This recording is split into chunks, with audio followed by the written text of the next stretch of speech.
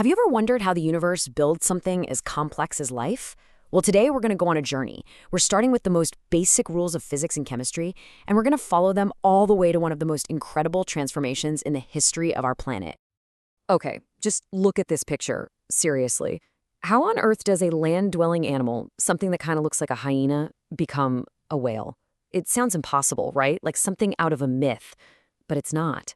The clues are all there, written in the language of science. And our job, together, is to follow those clues and solve this amazing biological mystery. All right, to solve a mystery this huge, we have to start small. I mean, really small. Before we can even begin to understand how life changes, we first need to get a handle on what it's made of. So let's peek inside the universe's pantry and check out the fundamental ingredient list. So, the most basic building block of, well, everything is the atom. The easiest way to think about it, it's the universe's ultimate Lego brick. Every single thing you can see and touch, the air, your phone, it's all built from these unbelievably tiny units. They are the absolute foundation of everything. Now, here's where it gets interesting. These little atomic Lego bricks, they don't just sit around by themselves. They love to connect, linking up in all sorts of combinations to form what we call molecules. You know, a molecule of water, that's just two hydrogen atoms snapped onto one oxygen atom. It's these molecular structures that create all the amazing and diverse stuff we see in the world. And here is the part that is just mind-blowing. The universe isn't working with an infinite supply of different types of bricks. Nope, there's a limited number of them, about 90 that occur naturally. That's it. That's the entire toolkit. Every star, every rock, every person is built from this surprisingly short list of ingredients. The complexity we see isn't in the number of parts, but in the infinite ways they can be arranged. Okay, so we've got our ingredients, but ingredients are useless without a recipe book, right? You need rules that say how they can interact, and that's where physics comes in.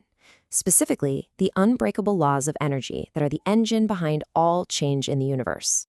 So physics gives us two fundamental rules for how energy behaves. Rule number one is simple. Energy is conserved. You can't make it, you can't destroy it, you can only move it around or change its form. The total amount is always the same. But it's the second law that really makes things interesting. It says that energy always tends to spread out.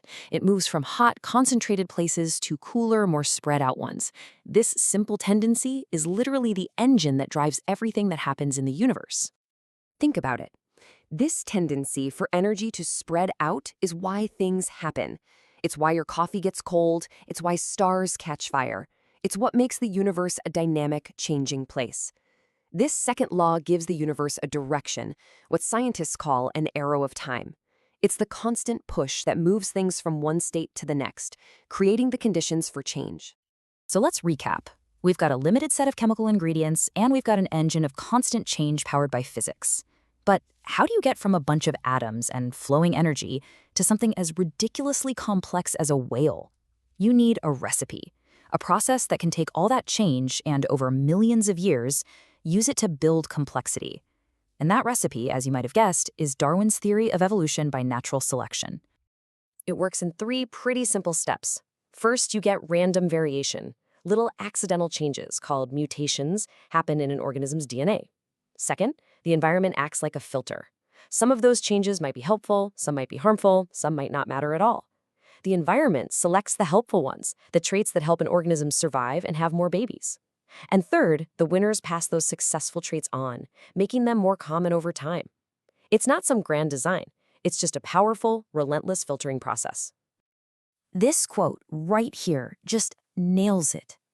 This is the thing people get hung up on all the time, this idea of randomness. But that's only half the story. Yeah, the initial changes are random typos in the DNA, but the selection process, that is anything but random.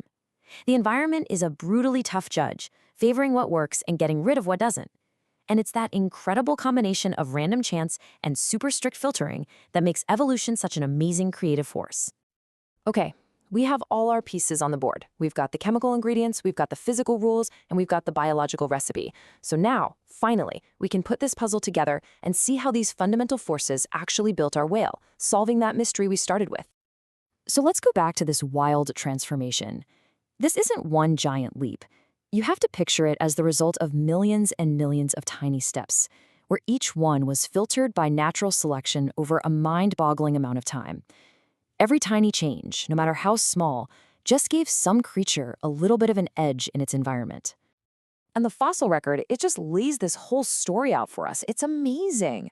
Over 60 million years, you can see this clear succession of forms.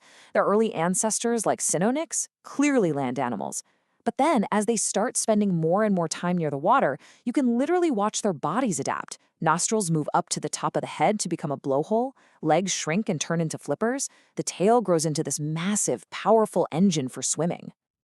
You know, the discovery of fossils like this one, Ambulocetus nantans, was a total game changer. I mean, its name literally means swimming, walking whale. This creature had legs that could still move, clumsily, on land, but it also had these powerful feet and a tail totally adapted for swimming. It's the perfect transitional form. It's exactly what the theory of evolution predicted scientists would one day find, the so-called missing link that it turns out wasn't missing at all. So what's the big takeaway here? The point is that this isn't just a story about biology. It's a story about how the fundamental rules of the entire universe, chemistry, physics, biology, all work together, weaving this incredible interconnected story of cause and effect. So let's just put it all together one last time. The universe gives us a simple set of ingredients, the atoms from chemistry. Physics provides the engine, the laws of energy that drive constant change. And biology provides the recipe, natural selection, which filters all those random changes over millions of years. It's this elegant three-part system playing out over deep, deep time that gives us the breathtaking complexity of life we see all around us. And that brings us to one last really fascinating thought. The ingredients are still here. The rules of physics haven't changed. And that recipe, evolution, is still running. So, if this simple, elegant system was able to produce everything from the first bacteria to giant blue whales, where is it taking us? What other wonders will these same fundamental processes build in the next 60 million years?